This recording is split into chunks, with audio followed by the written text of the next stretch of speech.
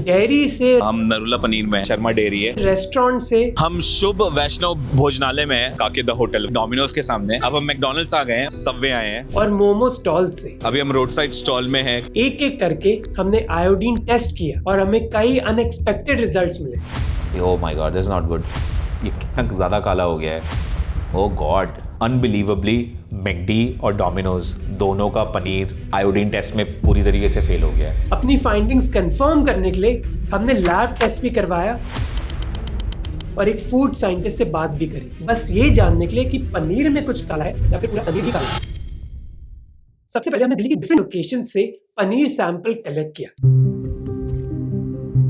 और उनसे पूछा कि भैया आपको पता है कि आपका पनीर आता कहाँ से है? तो शाही पनीर में जो आप पनीर डालते हो वो कहाँ से आता है? हमारी टारगेट लिस्ट में थी डेयरीज जो पनीर बेचती हैं। पनीर दे दीजिए ना 100 ग्राम। कई फेमस रेस्टोरेंट्स जो पनीर के डिशेस लाखों लोगों को बेचती हैं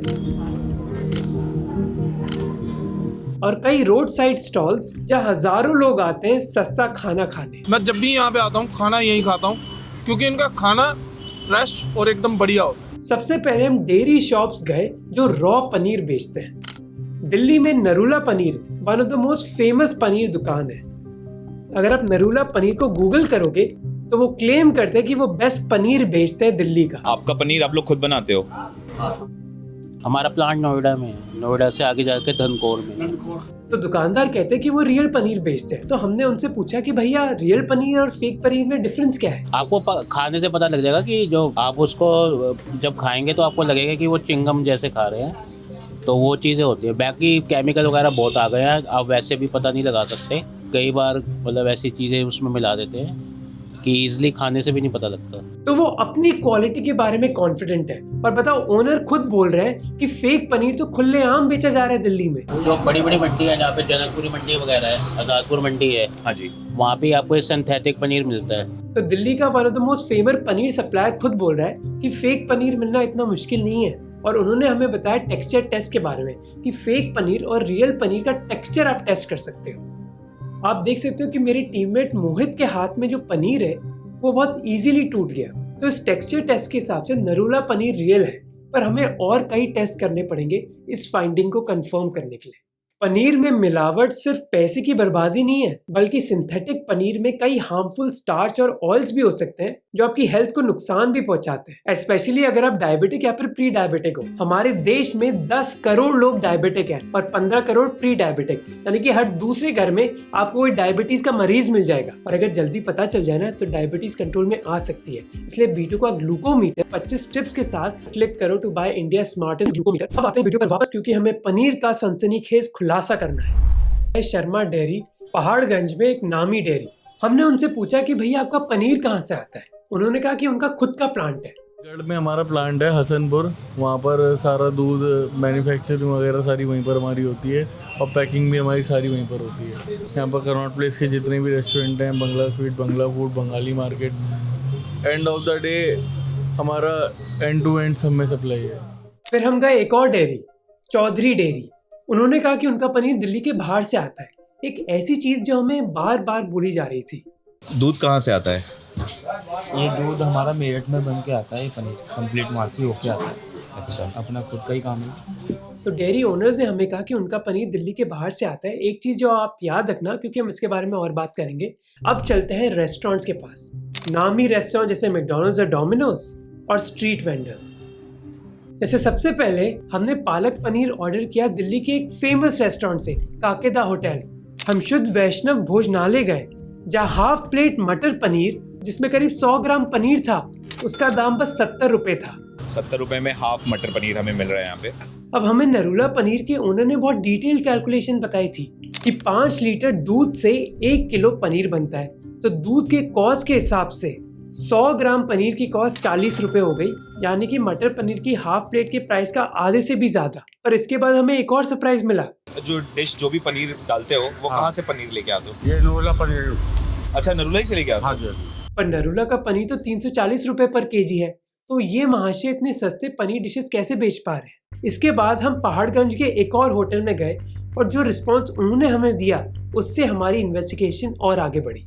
ये है राजन होटल, एक पॉपुलर ढाबा आपका जो पनीर का आइटम है ना, तो आप पनीर कहाँ से लेके आते हो?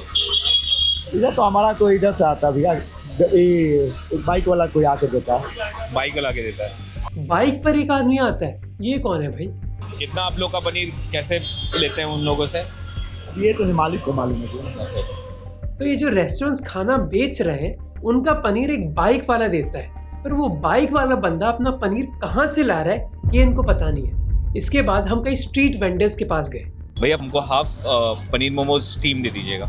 अगर फेक पनीर बल्क में बन रहा था तो मोस्ट लाइकली इधर पकड़ा जाएगा वो, क्योंकि इधर ही दुकानें बहुत सस्ती पनीर की डिशेस बेचती हैं। तो हम गए कमला नगर, जहाँ आपको ऐसे हजारों स्टॉल्स मिल जाएंगे। मोमो स्टॉल में फिर हमें पनीर मोमोज मिले 50 रुपए प्लेट के, जिसमें हमारे हिसाब से करीब 50 से 70 ग्राम पनीर होना चाहिए। यानी कि मोमोज के प्राइस में आधे से ज्यादा कंट्रीब्यूशन तो पनीर का ही है। ये सेंस नहीं बना रहा था। फिर हम कमला नगर के एक दूसरे स्टॉल के पास गए जो पनीर ब्रेड पकोड़े बेच रहे थे, और हमने उनसे पूछा कि भैया आपका पनीर कहाँ से आता है और आप ये पनीर कहाँ से सोर्स करते हो? हरियाणा वो डेयरी है वहाँ से हम अपना। तो हमारा पहला मिशन था सैंपल्स कलेक्ट करना, और अब हमारे पास कई सैंपल्स हैं। डेयरीज के सैंपल, रेस्टोरेंट्स के सैंपल, ढाबे के सैंपल, फास्ट फूड चेन्स के और स्ट्रीट स्टॉल्स के।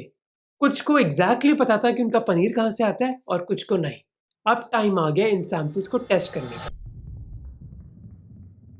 हम इन सारे सैंपल्स को घर लेकर आए और आयोडीन टेस्ट स्टार्ट किया हमने। जो ज्यादातर पनीर हमने कलेक्ट किया था वो एक्चुअली कुक पनीर था, ग्रेवी में या फिर फ्राइड आइटम्स, जिसमें मसाले भी होते हैं और तेल भी। तो सबसे पहले हमने इन सारे सैंपल्स को ढंग से धोया गर्म पानी में।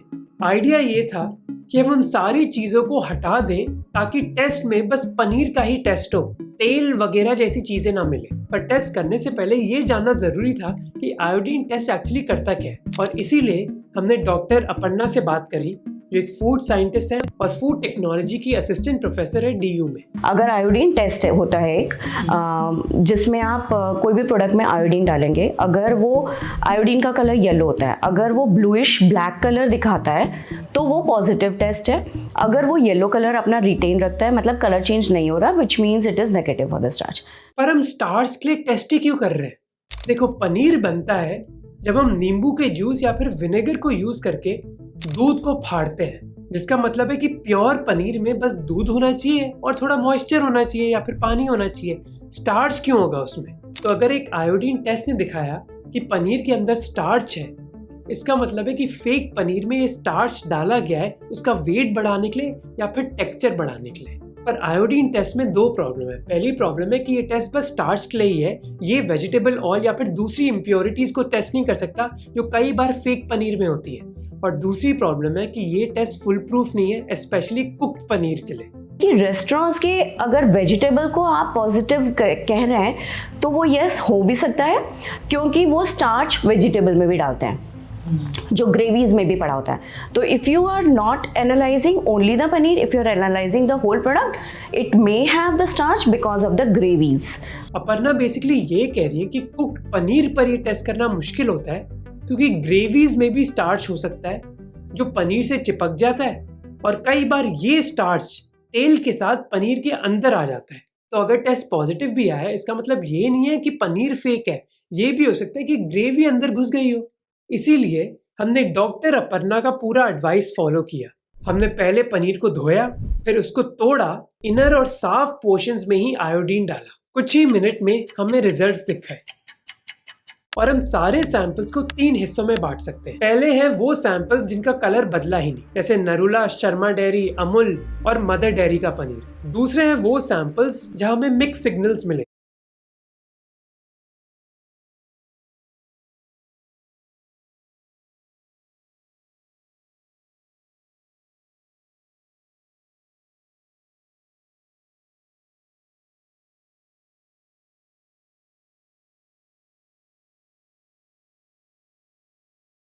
जैसे काकेदा होटल का पनीर, वो पूरी तरह काला नहीं हुआ पर साफ भी नहीं था, कहीं बीच में था। और तीसरे हैं वो पनीर जो पूरी तरह काले पड़ गए, जैसे उस स्टॉल का पनीर जिसने कहा था कि उनका पनीर नरूला से आता है, और वो पनीर मोमोज जो हमने एक स्ट्रीट स्टॉल से खरीदे थे। पर बिगेस्ट शॉक, मैकडॉनल्ड्स का पनीर भी इस टेस्ट में फेल हो गया। इमेजिन करो McDonald's. Oh my God, this is not good. ये अच्छा नहीं है। आप देख सकते हो कि कितना ब्लैक हो गया इमीडिएटली। इन टोटल 14 सैंपल्स में से ये रिजल्ट थे। तो अगर मैं समरी बोलूं, अच्छी डेयरी से जो हमने पनीर खरीदा वो एकदम ठीक था। ओ वाह, ये बिल्कुल भी बदला नहीं है। जो हमने सस्ती दुकानों से पनीर की डिशेस खरीदी वो फेल कर गई हमारे टेस्ट को। और एक एक्सेप्शन इस रूल को है, मैकडॉनल्ड्स का paneer. Oh my God, this is not good. ये अच्छा नहीं है। आप देख सकते हो कि कितना ब्लैक हो गया इमीडिएटली। पर याद है डॉक्टर अपर्णा ने हमें बोला था कि ये टेस्ट फुल प्रूफ नहीं है। तो हमने डिसाइड किया इन सारे सैंपल्स को लैब टेस्ट करवाना।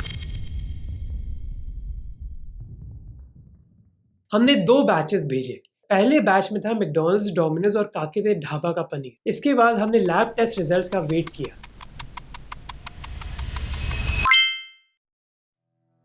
रिजल्ट्स क्या है? मैकडॉनल्ड्स का पनीर जो हमारे आयोडीन टेस्ट में फेल किया था, oh my God, this is not good, वो लैब टेस्ट में भी फेल हो गया। ये कोई होम टेस्ट नहीं है और ना कोई अफवाह है, बल्कि एक प्रोफेशनल लैब ने कहा है कि मैकडॉनल्ड्स के पनीर में स्टार्च है। जबकि डोमिनोज और काके ढाबा का पनीर जो आयोडीन टेस्ट में फेल करे थे वो बिल्कुल साफ निकले। पर अब हम थोड़े कंफ्यूज हो गए थे। मैकडॉनल्ड्स, काके ढाबा और डोमिनोज, ये तीनों जगह हमारे होम टेस्ट में फेल हो गए थे। इसीलिए हमने इन तीनों को लैब टेस्ट में भेजा। अब डोमिनोज और काके ढाबा तो पास हो गए, पर मैकडॉनल्ड्स फेल हो गया। तो क्वेश्चन ये है कि क्या हमारा होम आयोडीन टेस्ट बेकार था या फिर लैब टेस्ट? और अब सेकंड बारी है मैकडॉनल्ड्स की। और जैसे मैंने इसके अंदर के पनीर को भी अच्छे से धोकर इसके ऊपर आयोडीन डाला तो ये वाला पनीर भी ऊपर से काला पड़ गया। जब ये कंट्रोवर्सी बढ़ रही थी, कई लोग मैकडॉनल्ड्स जैसी ब्रांड्स के पनीर को टेस्ट कर रहे थे, जिसमें मैकडॉनल्ड्स ने एक स्टेटमेंट रिलीज करी कि हमारे प्रोडक्ट्स 100% डेयरी बेस्ड हैं और असली दूध से बने हुए। हमारे प्रोडक्ट्स हाईएस्ट क्वालिटी और सेफ्टी स्टैंडर्ड्स के हैं। उन्होंने अपनी स्टेटमेंट में डायरेक्टली आयोडीन टेस्ट के बारे में भी बात करी। उन्होंने कहा कि हमारी प्रोटीन पैटी में स्टार्च यूज होता है कोटिंग के लिए और बस पैटी के सरफेस पर होता है। इसी वजह से जब लोग टेस्ट करवाते हैं हमारे प्रोडक्ट्स पॉजिटिव मिलेंगे, क्योंकि बाहर तो स्टार्च है। और ऑनेस्टली ये एक रीजनेबल एक्सप्लेनेशन है जो हमें डॉक्टर अपर्णा ने भी कहा था कि कुक पनीर को टेस्ट हम बाहर से नहीं कर सकते, हमें अंदर प्रोडक्ट को खोल कर करना होगा, जो हमने किया। और मैकडॉनल्ड्स तो आयोडीन टेस्ट में भी फेल हो गया और लैब टेस्ट में भी। पर यार हो सकता है कि कुक पनीर को टेस्ट करना एक्चुअली बहुत मुश्किल है, क्योंकि इवन दो हमने सारी प्रिकॉशंस रखी थी, पर हो सकता है कि तेल या फिर ग्रेवी की वजह से थोड़ा बहुत स्टार्च पनीर के अंदर चले गया हो और उसकी वजह से ही मैकडॉनल्ड्स का पनीर पॉजिटिव आया हो आयोडीन टेस्ट में भी और लैब टेस्ट में भी। अगर हमें अपनी इन्वेस्टिगेशन फुल प्रूफ करनी है तो हमें बेसिकली मैकडॉनल्ड्स का पनीर सप्लायर चाहिए होगा और जो रॉ पनीर है ना उसको टेस्ट करवाना होगा।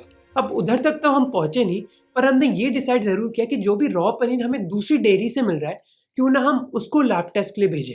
और हमने वही किया। हमने सैंपल्स लिए Amul, Mother Dairy, Chaudhary Dairy और स्टैंडर्ड पनीर से। हमने उन सभी का रॉ पनीर लैब टेस्ट के लिए भेजा और सभी ने वो टेस्ट पास कर लिया।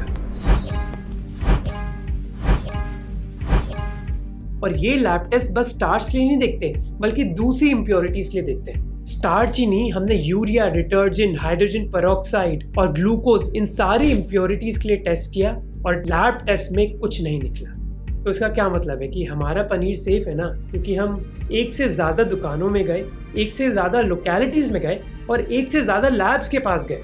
पहाड़गंज से कमला नगर गए, स्ट्रीट स्टॉल से फास्ट फूड चेन्स में गए, 2 डिफरेंट लैब से हमने टेस्ट करवाए। बड़ी ब्रांड्स, छोटी डेयरीज, अननोन मोमो स्टॉल्स, हम सभी के पास गए। घर के आयोडीन टेस्ट में कुछ सैंपल्स फेल हुए, पर वो बोल सकते हैं कि भैया होम टेस्ट रिलायबल नहीं है। लैब टेस्ट में बस मैकडॉनल्ड्स फेल हुआ, पर मैकडॉनल्ड्स भी बोल सकता है कि मोहक भाई रॉ पनीर टेस्ट करो ना, हो सकता है कि कोटिंग से थोड़ा सा स्टार्च अंदर घुस गया हो और वही पॉजिटिव आया। तो क्या कोई प्रॉब्लम नहीं है? मे बी और मे बी नॉट, क्योंकि अब हमें पता चला कि इंडिया में फेक पनीर बेचना एक्चुअली लीगल है।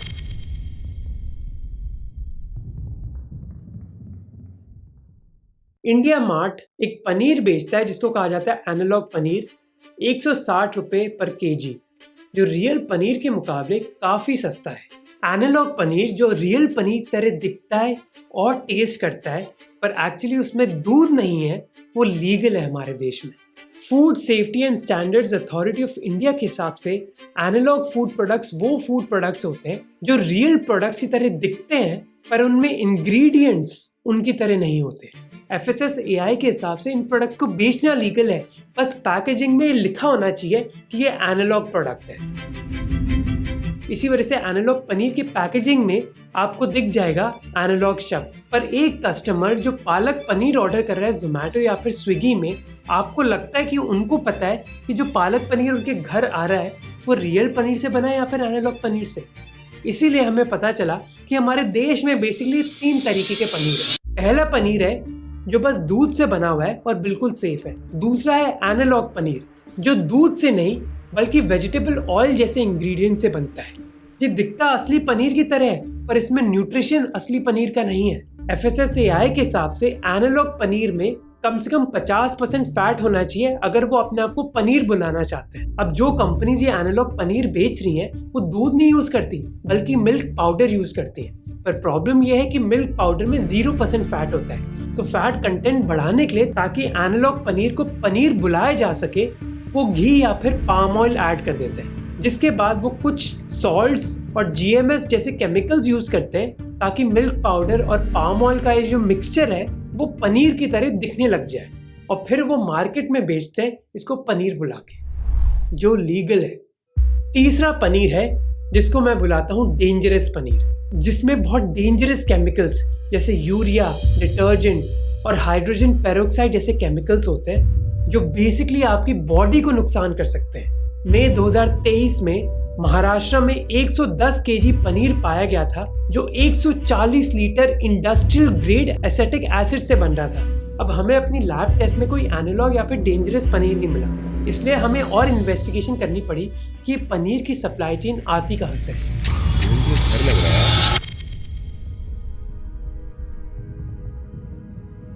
पनीर की सप्लाई चेन में 4 एक्टर्स हैं: होलसेलर, डिस्ट्रीब्यूटर, रेस्टोरेंट और कस्टमर। हम रेस्टोरेंट तक तो पहुंच गए पर हमें ज्यादा डिस्ट्रीब्यूटर और होलसेलर के बारे में नहीं पता चला। इसलिए हम गए कमला नगर मार्केट ये पूछने के लिए कि मोमो स्टॉल्स को पनीर मिलता कहाँ से। आपको याद होगा कि कई लोगों ने हमें बताया था कि एक बाइक पर बंदा आता है पनीर देने, पर हमें पता नहीं कि वो बंदा पनीर कहाँ से लाता है। हमें इस आदमी को ढूंढना था, ये बाइक वाला बंदा। और मेरी टीममेट्स मोहित और वीना को एक बाइक वाला बंदा ये मिल गया। आप ये पनीर कहाँ से लाते हो? और आपके जैसे तो बहुत सारे और डिस्ट्रीब्यूटर होंगे जो ये काम करते होंगे। मेरे जैसे बहुत है। वहाँ पे थोक में आप कितने में ले रहे हो? करीब 200 के समथिंग, 210, 220 जैसे होता है। तो ये बाइक वाला बंदा कहता है कि मेरा पनीर आता है स्टैंडर्ड पनीर से 200 रुपये पर केजी, पर नरूला पनीर ने हमें बताया था कि 350 से कम दाम में तो अच्छा पनीर मिल ही नहीं सकता। तो हम पहुंच गए स्टैंडर्ड पनीर के पास। स्टैंडर्ड पनीर का ओनर उधर था नहीं और कोई कर्मचारी हमसे बात करने के लिए तैयार नहीं था। अब ओनर के लिए हमने 2 घंटे वेट किया पर वो उधर आए नहीं। तो क्या हम अपनी इन्वेस्टिगेशन बंद कर देंगे?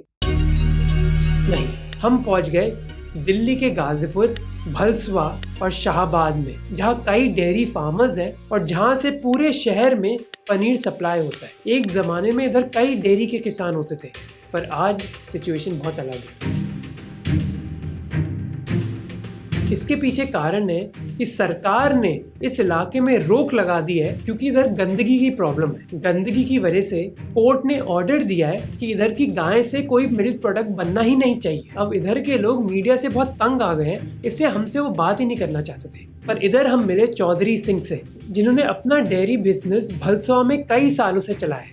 अब हमारा ये मानना था कि जो एनालॉग या फिर डेंजरस पनीर है ये ना बहुत बड़ी बड़ी फैक्ट्रीज में बनता है, पर चौधरी सिंह ने बताया हमें कि ऐसा नहीं है। 10-5 आदमी इकट्ठे हो गए, उन्होंने अपना ग्रुप बना लिया, वही काम कर रहे हैं और वो भी चोरी छुपे करते हैं। गांव में सबको पता होता है कि ये कर रहे हैं, पुलिस को पता है, सब मिली भगत है। और अप्रूवल कुछ वगैरह नहीं होते? जैसे आपको अगर पनीर असली है तभी आप असली पनीर पैकेट पे लिख सकते हो। कौन चेक करता है कि असली पनीर है? किसका काम है? कम से कम नहीं हो रहा है? ये MCD में है कंट्रोलर, ये चेक करते हैं, सब पैसे खाते हैं, सब पास हो जाता है।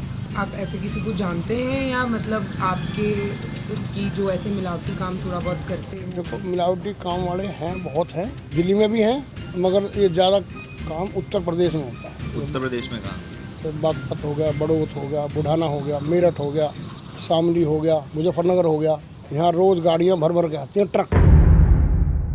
और याद है कि जब हम लोगों से पूछ रहे थे कि भैया आपका पनीर आता कहाँ से है, तो उन्होंने कहा कि दिल्ली के बाहर से कहीं आता है। ये दूध हमारा मेरठ में बन के आता है, हसनपुर हरियाणा पे वो है। अब कहाँ से आता है लेकिन उनको ये नहीं पता। तो हमारा तो इधर से आता भैया, बाइक वाला कोई आके देता हो। प्रॉब्लम ये है कि ये बिजनेस ना बहुत ही अनरेगुलेटेड है।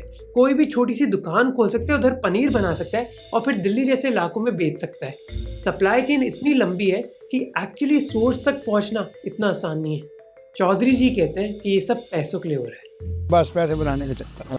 खुद हमारे भाई की दुकान है, जब उसके यहाँ भी ड्रग्स वाले आए हैं, पैसा लेके बैठते हैं, सब पैसे खाते हैं, सब पास हो जाता है। उसको ज़्यादा लपक नहीं होगी, बढ़िया आदमी होगा वो। आपका प्रॉफिट मार्जिन बहुत ज़्यादा है बाकी प्रोडक्ट्स की कंपैरिजन में, इसीलिए इसमें एडल्ट्रेशन के चांसेस ज़्यादा होते हैं। तो जो मैन्युफैक्चरर्स हैं उनमें लालच है और जो कंज्यूमर्स हैं उनके पास इतनी अवेयरनेस नहीं। बहुत ज़्यादा अवेयरनेस क्रिएट करने की ज़रूरत है, क्योंकि ये माल प्रैक्टिसेस पहले कम होती थी, but due to the money mindedness of the vendors ये malpractices day by day increase होती जा रही हैं। और इस चीज़ की अवेयरनेस क्रिएट करना बहुत ज़रूरी है कि अगर वो पास की शॉप से भी लें, लेकिन पैकेज्ड और ब्रांडेड पनीर जिस पे FSSAI का लेबल है वही लें। चौधरी जी हमें बेसिकली बताते हैं कि लोगों को अच्छा क्वालिटी पनीर भी चाहिए और सस्ता भी चाहिए, वो मुमकिन नहीं है। जो गाय या भैंस जो अच्छा दूध देती है कि कॉस्ट कम से कम अब 1 लाख रुपए की है, तो आपको दूध कितना देगी? वो कहते हैं कि एक भैंस हर दिन 10 लीटर दूध देती है और 5 लीटर दूध चाहिए होता है 1 किलो पनीर बनाने के लिए। धांधली होने की वजह है कि शॉर्टेज होना। जब आपके पास रॉ मटेरियल ही नहीं है, दूध ही नहीं है, तो आप कहाँ से पूरा करोगे? आप बताइए। आप चलिए गाँव चलिए, आप 100 किलो दूध आपको नहीं मिलेगा पूरे गाँव में, लेकिन आप दिल्ली में आप बोलिए आपको 1 मिनट में 1000 लीटर दूध मिल जाए, तो ये कहाँ से आ रहा है? अब यहाँ 80 रुपये किलो, 90 रुपये किलो दूध बिक रहा है। 100 में 2-4 की तो गाड़ी तो मिला सकता है। तो चौधरी जी बताते हैं कि पनीर की डिमांड इतनी बढ़ गई है कि अब लोग पानी डालते हैं पनीर में क्योंकि उनको प्रॉफिट कमाना है। नरूला डेयरी ने भी हमें बताया था कि ये डिमांड इंडिया में बहुत तेजी से बढ़ रही है। सिर्फ ये मई जून में गर्मी जितनी बढ़ जाती है तो दूध अवेलेबल नहीं होता था, तो 2 महीने शॉप्स बंद हो जाती थी पनीर वगैरह की। अब तो आपको देखेगा कि आप सब्जी वाला भी है वो भी पनीर रख के बेच रहे हैं। करीब 20 साल पहले गर्मियों में इतना पनीर नहीं बिकता था, पर आजकल पूरे साल डिमांड है पनीर की और प्रोटीन के बारे में अवेयरनेस भी बढ़ गई है। सबसे ज़्यादा फेक पनीर उल्टा होली के एकदम पहले बिकता है क्योंकि तब डिमांड सबसे ज़्यादा होती है। अब क्योंकि डिमांड इतनी ज़्यादा है इसलिए लोग पानी मिलाते हैं, एनालॉग पनीर बेच रहे हैं क्योंकि उनको मुनाफा कमाना है। तो अब हमें इन्वेस्टिगेशन से पता क्या चला, हमने सैंपल्स कलेक्ट करे, होम आयोडीन टेस्ट करे, लैब टेस्ट करे, मोस्ट पास ही हो गए। फिर हमें पता चला कि भैया एनालॉग पनीर हमारे देश में लीगल है, पर उसके अलावा डेंजरस पनीर भी बेचा जा रहा है मार्केट में, पर हमें सोर्स नहीं मिली कि ये पनीर बन कहाँ रहा है। तो अब आपको क्या करना है? पहली चीज़ है कि भैया पनीर खरीदना है तो अच्छे रेस्टोरेंट्स और अच्छी डेयरी से ही खरीदो। हमारे लैब टेस्ट ने भी ये प्रूव कर दिया कि उनका पनीर सेफ है। अगर ज़्यादा सस्ता खरीदोगे तो आप रिस्क उठा रहे हो। दूसरी चीज़ है लेबल्स को देखो। अगर लेबल में एनालॉग लिखा हुआ है या फिर ये लिखा हुआ है कि पनीर वेजिटेबल ऑयल या फिर नॉन मिल्क फैट से बना है तो उसको मत खरीदना। ये FSSAI की रिपोर्ट में भी लिखा है कि ऐसे लेबल्स एनालॉग पनीर के लिए। अब तीसरी चीज़ है टेस्टिंग के बारे में। अब आप में से कुछ लोग कहोगे कि अब मैं आयोडीन टेस्ट करूंगा, पर ऑनेस्टली मैं तो अपने आयोडीन टेस्ट पर भी इतना कॉन्फिडेंट नहीं, इसीलिए तो हमने लैब टेस्ट करवाया। बहुत मुश्किल है ऐसे होम टेस्ट करना, और याद रहे कि आयोडीन तो बस स्टार्च के लिए ही टेस्ट करता है, दूसरी इम्प्योरिटीज़ के लिए नहीं। तो ऑनेस्टली अगर आपको करना है तो कर लो, पर मैं रेकमेंड नहीं करूँगा आयोडीन टेस्ट क्योंकि फुल प्रूफ ही नहीं है। फुल प्रूफ है लैब टेस्ट, पर उसके लिए हज़ारों रुपए देने पड़ेंगे और 5-6 दिन वेट करना पड़ेगा। इससे अच्छा उपाय तो है जो मेरी मम्मी ने चूज़ किया है, वो है घर में पनीर बनाओ। तो बेसिकली आपके लिए सोल्यूशन ये है कि या तो घर पे बनाओ या फिर अच्छी डेयरीज और रेस्टोरेंट से ही पनीर खरीदो। अब ये तो हो गई आपकी बात। अब क्लास लेते हैं FSSAI की। कोई मुझे बताएगा कि एनालॉग पनीर लीगल क्यों है? वो कैसे अपने प्रोडक्ट्स बेच सकते हैं जहाँ पनीर लिखा हुआ है? FSSAI के हिसाब से एनालॉग लिख दिया पनीर के पहले तो कोई प्रॉब्लम नहीं है, पर क्या उनको पता है कि कितना मुश्किल होता है कंज्यूमर्स को एजुकेट करना कि भैया ये जो एनालॉग पनीर तुम खरीद रहे हो ना, ये रियल पनीर नहीं है, इसमें कोई न्यूट्रिशनल वैल्यू नहीं है, ये वेजिटेबल ऑयल और मिल्क पाउडर से बना है। कितने लोगों को बताऊंगा मैं ये? और आप इमेजिन करो कि हर दिन कितने लोग बेवकूफ़ बन रहे, उनको लग रहा है कि वो पनीर खरीद रहे, भैया वो तो एनालॉग पनीर खरीद रहे।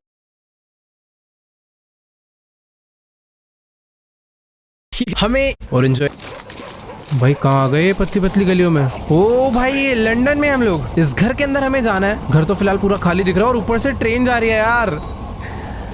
मैं जिंदगी में एक ही बार लंदन गया हूँ, बट अभी इस गेम को खेल के ऐसा लग रहा है कि दूसरी बार लंदन आ गया हूँ। कोई है घर में या नहीं है समझ नहीं आ रहा यार। मैं दूसरी साइड से जाऊँ क्या? खोलो खोलो गेट खोलो। ओके विंडो लूँ। वो कह रहे हैं कि विंडो पे ध्यान रखो। जब मैं ऊपर आ रहा हूँ। ओके ओके ओके ओके भाई कैप्टन प्रिंस कह रहे हैं कि लैडर यूज करके ऊपर जाओ। तो यहाँ पर अभी एक लैडर लगा लेते हैं। आधे लोग नीचे से घुसेंगे, ऊपर से जाने।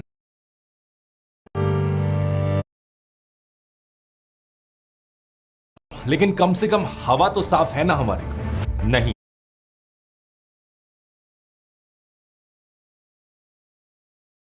আমরা লাইলা নামের একটা মেয়েকে